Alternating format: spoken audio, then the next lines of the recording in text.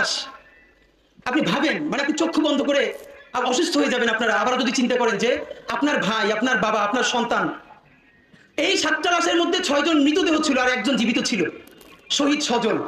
তার মা আমাদেরকে এসে বলেছে, বাবা আমার সন্তানের গায়ে যখন আগুন দেওয়া হয়, পেট্রোল ঢেলে পুলিশ আগুন দেয়, তখনও প্রত্যক্ষদর্শীরা দেখছে পাশ থেকে আমার সন্তানের হাতটা নড়তেছিল। এই ট্রমা আপনি নিতে পারবেন না। আজকে একটা ইন্টারভিউ ছাপা হয়েছে, সেই 7 জন লাশের আর একজন তার ভাই, তার বোন ইন্টারভিউ করছে। লাশটা যখন পেয়েছে বলে, জানেন আমার ভাইয়ের মুখের মধ্যে থেকে এই পাশে একটা দাঁতও নাই। আমার ভাইটার চেহারা এত সুন্দর ছিল, ওরে কবর দেওয়ার আগে ওরে যদি পোড়াই না দিত, অন্তত ওরে জড়াই ধরে ধরে চুমু দিতে পারতাম। ওরে জড়াই ধরে চুমু দেওয়ার মতো অবস্থা ছিল না। হাসিনা আমাদের সাথে শুধু হত্যা করে না, সন্তান তার বাবার লাশটা দাফন করবে। এখনো রায়ের বাজারে আমরা অনেকবার গেছি, 150-র উপরে বেওয়ারিশ লাশ, 1 বছর হয়ে গেছে।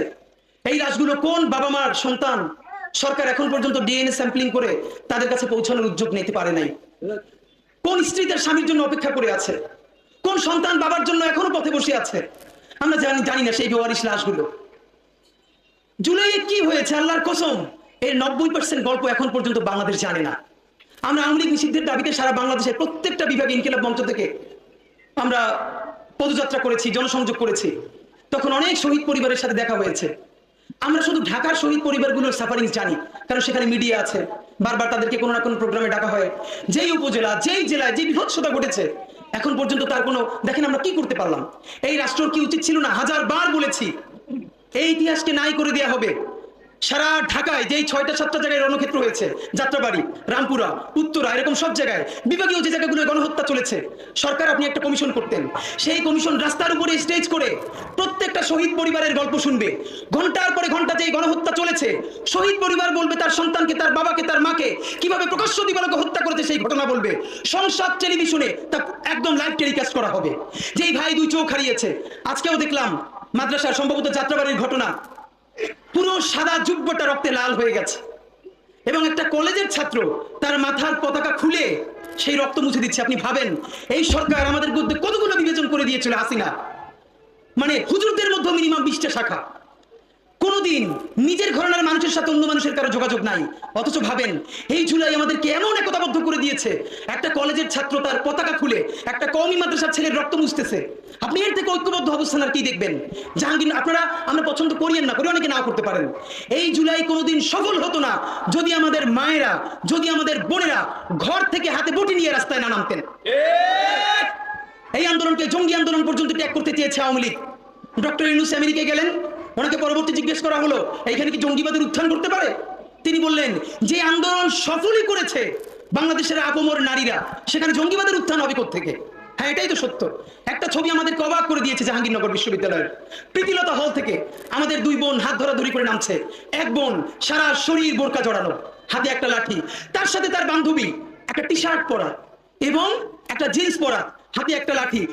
কে জিন্স পরা আর কে বোরকা পরা এই চিন্তা তারা করে নাই। আওয়ামী লীগের সমস্ত ন্যারেটিভ ভেঙে দিয়ে, ফ্যাসিবাদের, ভারতীয় আধিপত্যবাদের, হিন্দুত্ববাদের ন্যারেটিভকে নাই করে দিয়ে 2 বোন হাতে হাত ধরে, হাতে লাঠি নিয়ে ছাত্রলীগ মুক্ত করেছিল জাহাঙ্গীরনগর বিশ্ববিদ্যালয়। আমাদের সেই একতা আজকে কোথায়? আজকে এখন আপনাদেরকে একটা কথা বলবো, আপনারা রাগ করবেন, এরপর আমি আপনাদেরকে বলবার সাহস রাখি, কারণ আমি মনে করি আপনাদেরকে আমি যত বকাঝকা করি, এইটা আমি শুধুই আপনাদেরকে ভালোবেসে করি। আপনাদের সাথে আমার কোনো ব্যবসা নাই, আমার কোনো বাণিজ্য নাই। আমি আলেম পরিবারের সন্তান, আমার বাবা একজন প্রথিতযশা আলেম ছিলেন আমার কমিউনিটির, আমি আলেমদের সাফারিংস জানি। সুতরাং আজকে একটা গল্প বলি। ইনকিলাব মঞ্চের ঢাকা বিশ্ববিদ্যালয়ের সদস্য সচিব আমাদের জুমা, ও মহেশখালীর মেয়ে, ও জাহাঙ্গীরনগরের আরেকটা মেয়ে, এরা 3 জন মেয়ে বোটানিক্যাল গার্ডেনে ঘুরতে গেছে কিছুদিন আগে। কষ্ট নেবেন না, আমরা যদি এই লার্নিং নতুন করে চিন্তা করতে না পারি, বিশ্বাস করেন এইখান থেকে শুধু ভারতীয় আধিপত্যবাদের আইকনটা গেছে, ভারতীয় আধিপত্যবাদের কোনো প্রতিষ্ঠান এখান থেকে সরে নাই। আমরা কি শুধু আইকনকে, আপনার কি মনে হয় ভারতের সমস্ত বিনিয়োগ শুধু হাসিনার উপরে? না, এখন হাসিনার তাদের প্ল্যানে নাই, সে তো একটা ব্যক্তি। সেখানে দেশ হিসেবে হাজার হাজার কোটি টাকা সেখানে বিনিয়োগ করেছে, এখানে তার অনেক ধরনের এস্টাবলিশমেন্ট আছে, একটার পরে একটা ফেস ওপেন করবে। এই আধিপত্যবাদের বিরুদ্ধে, এই ন্যারেটিভের মোকাবিলায় এই জুলাইয়ের যে একতাবদ্ধ শক্তি, নারী, পুরুষ, কওমি, আলিয়া, সালাফি, মাদ্রাসা, কলেজ, ইউনিভার্সিটি, হিন্দু, মুসলমান, বৌদ্ধ, খ্রিস্টান, এদের যে ঐক্যবদ্ধ দেশের আধিপত্যবাদের বিরুদ্ধে একতা, এটার বিরুদ্ধে জীবন গেলেও আমাদের ঐক্য আর ভাঙা যাবে না। আমরা আমার মুসলমানের জায়গায় থাকবে, সবাই সবার জায়গায় থাকবে, কিন্তু দেশপ্রেমের জায়গায় আমাদের এমন কোনো কথা, এমন কোনো প্রশ্ন যদি করি যাতে জুলাইয়ের ঐক্য বাধাগ্রস্ত হয়, এইখানেই কিন্তু আওয়ামী লীগ সফল হয়ে যাবে। দেখেন, আমি বিএনপির এত সমালোচনা করার পরেও কেন এত ঝুঁকি নিয়ে বলি যে এই বিএনপিকে শতভাগ রাজনীতি থেকে নাই করে দেওয়া যাবে না? কারণ আমার হিসাব খুব বরাবর। আমরা একটা যুদ্ধের মধ্যে আছি, অনেকগুলো ফেজ একসাথে ভারতীয় আধিপত্যবাদের বিরুদ্ধে লড়তে হবে। এখানে দুটো পলিটিক্যাল ফোর্স। এই আওয়ামী লীগ তো ভারতীয় আধিপত্যবাদের এত বড় দাস ছিল না। তিনটা পরপর ভোটার ছাড়া নির্বাচন করে তাকে যখন আওয়ামী লীগ এখানে দাঁড় করিয়ে দিয়েছে ভারত, তখন ভারতের বাইরে যাওয়ার আর কোনো সুযোগ ছিল না। সুতরাং এই আওয়ামী লীগ এখন বাংলাদেশের শত্রু। আর একটা বড় ফোর্স বিএনপি। ভাইরা, যত কথা বলি, রাস্তাঘাটে আওয়ামী লীগ যখন মিছিল করে তারে কিন্তু পিটাইয়া থানায় দিছে এই বিএনপি। সেটা চাঁদাবাজির কারণে বলুক, যেই বলুক, ভদ্র, সুশীল অন্য কোনো দল আপাতত দৃষ্টিতে ওই আওয়ামী লীগের পিটানোর মতো স্বাভাবিক ক্যাপাসিটি নাই। নামবে যখন আবার বড় কোনো ডাক আসবে, কিন্তু আওয়ামী লীগ তো বসে থাকবে না। এজন্য আমাদের কথা সোজা, এই বিএনপি চাঁদাবাজি করে, সেই চাঁদাবাজি আমরা সবাই মিলে বন্ধ করতে হবে। সে যখন ভারতীয় আধিপত্যবাদের সাথে সুর মিলিয়ে কথা বলে, আমরা তুমুল প্রতিরোধ করে এই বিএনপিকে শহীদ জিয়া এবং খালেদা জিয়ার কাছে ফিরিয়ে নিতে হবে। এই বিএনপি যখন জনতার ভাষায় কথা বলবে, তার প্রশংসাটাও আমাদেরকে করতে পারতে হবে। কারণ ভারতীয় আধিপত্যবাদের বিরুদ্ধে এবং আওয়ামী লীগের বিরুদ্ধে, দেখেন আজকে যদি বিএনপিকে শতভাগ কর্নার করে দেই, এই বিএনপি কিন্তু আস্তে আওয়ামী লীগের হাতটা ধরে ফেলবে। তখন লড়াই করতে গিয়ে দেখবেন আওয়ামী লীগ বিএনপি এক পাশে, তার সাথে ভারত, আর সারা বাংলাদেশ। আমরা কার বন্ধু? ভাই, হিসাব তো সোজা। আল্লাহর রাসূল যুদ্ধ বিজয় করার জন্য ইহুদি পরিবারে তো বিয়ে করার দরকার ছিল না। তিনি যদি বিয়েই করতে চাইতেন, তার কি মুসলমান পরিবার নাই? এ তো বৃহত্তর কৌশল। সুতরাং এই আওয়ামী লীগ রে, এই ভারত রে বাংলাদেশের চূড়ান্ত বিচারের মুখোমুখি করার আগ পর্যন্ত দেশপ্রেমিক যে বিএনপির ফোর্স, তাদেরকেও আমাদের সাথে লাগবে। লাগবে কিনা বলেন? আমাদের জামাত ইসলামরে লাগবে, আমাদের এনসিপি রে লাগবে, কওমি লাগবে, হিন্দু, বৌদ্ধ, মুসলিম, খ্রিস্টান, আমাদের সকলকে লাগবে। যেই গল্পটা বলছিলাম, দেখেন একটা জিনিস আপনারা হয়তো খেয়াল করেছেন, এই জুলাইয়ের পরে লাগাতার যদি শাহবাগের ফ্যাসিবাদের বিরুদ্ধে কেউ বলে থাকে, সেটা ইনকিলাব মঞ্চ। যখন হেফাজতও বলে নাই, হেফাজতও যখন শাহবাগের বিরুদ্ধে সমাবেশ করে নাই, শাপলা গণহত্যার বিচার চেয়ে বড় কইরে সমাবেশ করে নাই, তখন আমরা শাহবাগের ফ্যাসিবাদের বিচার চাইয়া শাহবাগ অবরোধ করে 3 দিন জাদুঘরের সামনে অবস্থান নিয়েছিলাম। আপনাদের নিশ্চয়ই মনে থাকবার কথা। কিন্তু এইখানে একটা কথা, শাহবাগে যারা গিয়েছে না বুঝে, তারাও যদি তওবা করে, আমরা তাদের সাথেও জুলুম করতে চাই না, তাদের সাথেও আমরা ইনসাফ চাই। আমি আমার শত্রুর সাথেও ইনসাফ চাই। যে আওয়ামী লীগ গণহত্যা করে নেয়, ধর্ষণ করে নেয়, আয়নাঘর করে নেয়, সেও যদি ট্রুথ অ্যান্ড রিকনসিলিয়েশন কমিশন করে তওবা করে ফিরে আসে, নতুন বাংলাদেশ বিনির্মাণে অংশ নিতে চায়, আমরা তাকেও ক্ষমা করে দিয়ে তার সাথেও ইনসাফ করতে চাই। কিন্তু তার আগে বিচার নিশ্চিত করতে হবে। এত কথা বলবার এক কারণ, ভাইরা আমার, আমাদের অনেক অন্যরা বলা ভিন্ন কথা, আমাদের অনেক মাদ্রাসার ছাত্ররাও দেখি নারীদেরকে হরে বরে শাহবাগী কমেন্ট করেন, শাহবাগী লেখেন, শাহবাগী বইলে গালিগালাজ করেন। আমাদের মনস্তত্ব এমন হয়ে গেছে, ভাবেন আমাদের সেই 3টা মেয়ে বোটানিক্যাল গার্ডেনে ঘুরতেছে, এর মধ্যে একজন স্লিভলেস। দেখেন, এইটা কি ইসলামের কোনো মোরালসের মধ্যে আছে? একজন যেই কাপড় চোপড়ে পড়ুক, ইসলামের মোরালস তো বলে তার দিকে তাকানোই যাবে না, যদি আমি সেরকম ভালো মুসলমান হই। তাকাইছি। এরপর আবার তারে আল্লাহ রাসূল বলেন, আল মুসলিমু মান সালিমাল মুসলিমুনা মিন লিসানি ওয়া ইয়াদি। অথচ আমি এক মেয়েরে ডাকতেছি শাহবাগী এই বইলা, এ কেমন মুসলমান ভাই? এখন তার মাথায় যদি একটা টুপি থাকে এবং পরনে পাঞ্জাবি থাকে, এই মেয়ের মনস্তত্ত্বে ইসলাম, মুসলমান, মাদ্রাসা সম্বন্ধে কি ভয়ানক অবস্থা তৈরি হয় আপনি ভাবেন তো। আমি এখন এটা বুঝতে পারি আমাদের যে এই ভাইয়েরা কেন তাদেরকে এই পোশাক আশাকে দেখলে শাহবাগী ডাকে। কারণ সেই গত 15 বছর ভীষণ যন্ত্রণার মধ্যে দিয়ে গেছে। শাপলার ভয়াবহ রাতে যে থাকে নাই, শাপলার দুঃসহ যন্ত্রণা সে কোনোদিন বুঝবে না। ঠিক এই কারণেই আমি বলি আমি শাপলার সন্তান, কারণ আমি সেখানে ছিলাম। একটা ছবি ভয়াবহ, আমি কোনোদিন নিতে পারি নাই। 2 ভাই, একজনের লাশটা বুকে জড়াই এরকম ধরে আছে, যাইতেও পারতেছে না, নিতেও পারতেছে না, পতাকা জড়ানো, চতুর্দিকে গুলি, শাপলার বিভীষিকাময় দিন রাত। কিন্তু এই জন্য কি আমরা আমাদের সাথে যে জুলুম হয়েছে, আমরা কি আরো আরেকটা জুলুম কারোর সাথে করতে দিব? না, আমরা জুলুম করতে দিব না। আমরা আমাদের জীবন দিয়ে হইলেও আমার শত্রুর সাথেও ইনসাফ চাইবো। আজকে আমি হাটহাজারিতে দ্বারা এই কথাটা কেন বললাম? আমি সারা বাংলাদেশের আর কোনো মাদ্রাসায় মসজিদে এই কথাটা বলতাম না, কারণ হাটহাজারিতে আমি এসেছি, এইটা হলো সারা বাংলাদেশে যারা মূলধারার আলেমদেরকে ভালোবাসে তাদের রুহানিয়াতের জায়গা, তাদের অন্তরের সব থেকে শ্রদ্ধার জায়গা। সুতরাং আমার যদি কোনো কষ্ট থাকে, আমি আমার মুরব্বীদের কাছে বলবো না, কার বলবো? আমার যদি ভুল থাকে, আমি তাদের কাছ থেকে দোয়া নিব না, কার কাছ থেকে দোয়া নিব? আপনাদের কাছে বিনীত অনুরোধ করি, হরে দরে কাউরে শাহবাগী বলা যাবে না। নাম্বার 2, অন্তত দেখতে চাই ফেসবুকে এরপর থেকে আলেম থেকে মাদ্রাসা থেকে আমাদের ভাইদেরকে বুঝাইতে হবে, কথা পছন্দ না হইলেই। এবং আপনাদের কাছে বিনীত অনুরোধ, হুজুর হয়তো খেয়াল করেন নাই, হয়তো বলে ফেলেছেন, এটা উনি মিন করে বলেন নাই। দুনিয়ার কোন নারী তো ভালো কথা, দুনিয়ার কোন পুরুষেরও শারীরিক অবয়ব নিয়ে আমরা কোনোদিন কথা বলতে পারি না। আপনারা আমার যত মারধর করেন আমি এটা বলবো, আল্লাহ রাসূল বলেছেন? ইভেন কোন কাফিরের শারীরিক অবয়ব নিয়ে বলেছেন? না, বলেন নাই। হেফাজত ইসলামের ঢাকা বিরাট মহাসমাবেশে দুই একজন ভাই ভুলে দুই একটা বাজে শব্দ উচ্চারণ করেছেন, আপনাদেরকে বিনীত ধন্যবাদ জানাই। আমরা ইনকিলাব মঞ্চ থেকে ফোর্স করেছি, বলেছি না এইটা হতে পারে না, দুঃখ প্রকাশ করেন।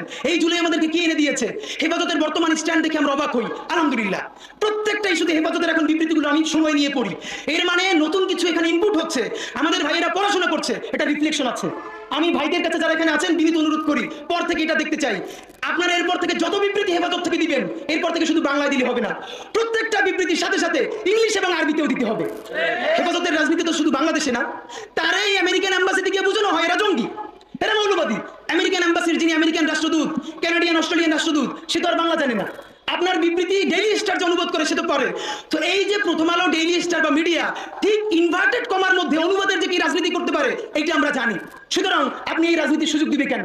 আপনি বরং এখন থেকে যত বিবৃতি দিবেন প্রত্যেকটা বিবৃতির সাথে সাথে ইংলিশ, আরবি এবং বাংলা ভার্সন দিয়ে দিবেন, এবং সাথে সাথে ওয়েবসাইটে আপলোড হবে, যাতে কেউ এটা আর বিকৃতি করতে না পারে। এটা আমাদের বিনীত অনুরোধ। নাম্বার 2, হেফাজতের এই জায়গা থেকে নতুন যে ইমপ্রুভমেন্ট ঘটছে, আপনাদের কাছে বিনীত অনুরোধ করি, আমাদের ভাইরা জুলাই শেষ হয় নাই, এই জুলাইয়ে যদি চূড়ান্ত বিপ্লবে আমরা পরিণত করতে না পারি, শুধু একটা কথা মনে করাই শেষ করি।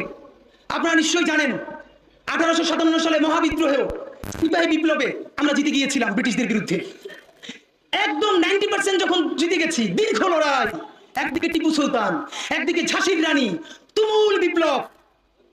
একমাত্র হিন্দুদের মধ্যে এলিট হিন্দু শ্রেণী, আবারও বলি সবাই না, কারণ হিন্দুদের মধ্যে মঙ্গল পাণ্ডে বুক চিতিয়ে লড়াই করেছে। এই চট্টগ্রামের সন্তান হাবিলদার রজমালির নাম কেউ বলে না, ইতিহাস থেকে নাই করে দিয়েছে। আপনারা তার নাম শুনেছেন? সিপাহী বিপ্লবে যদি দুইটা নাম থাকে, এর একটা মঙ্গল পাণ্ডে আর একটা হাবিলদার রজমালি, ইতিহাস পড়িও না, নতুন করে তৈরিও করি না, পাবলিকেশনও বানাই না, শুধু রাস্তা কাঁপাই দিলে হবে না ভাই। হাবিলদার রজমালি এই ব্রিটিশদের বিরুদ্ধে পার্বত্য অঞ্চলে যুদ্ধ করতে করতে পার্বত্য চট্টগ্রামের ঘোড়া নিয়ে ঢুকে গেছে। একটা সময় সঙ্গীহারা হয়ে গেছে, ব্রিটিশদের কাছে জীবন দিবে না, এই জন্য তিনি চিরতরে পার্বত্য চট্টগ্রামের ভিতরে ঢুকে গেছে, আর ব্যাক করেন না। তিনি মনে করেছেন যুদ্ধ করতে করতে প্রয়োজনে হারিয়ে যাব, তবু আমার স্বাধীন জীবন ব্রিটিশ বেনিয়াদের কাছে হত্যা হইতে দিব না।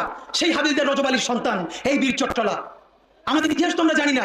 দেখেন, সেই বিপ্লব যখন হারিয়ে গেল, আপনারা জানেন কিনা, ইতিহাস বলে বাংলাদেশে বড় বড় গাছে এমন কোনো ডাল ছিল না গ্র্যান্ড ট্রাঙ্ক রোডে, যেই গাছের ডালে ডালে সিপাহী বিপ্লবের যেই সব সৈনিক এই বিদ্রোহে অংশ নিয়েছিল তাদেরকে ঝুলিয়ে ফাঁসি দেওয়া হয়েছে।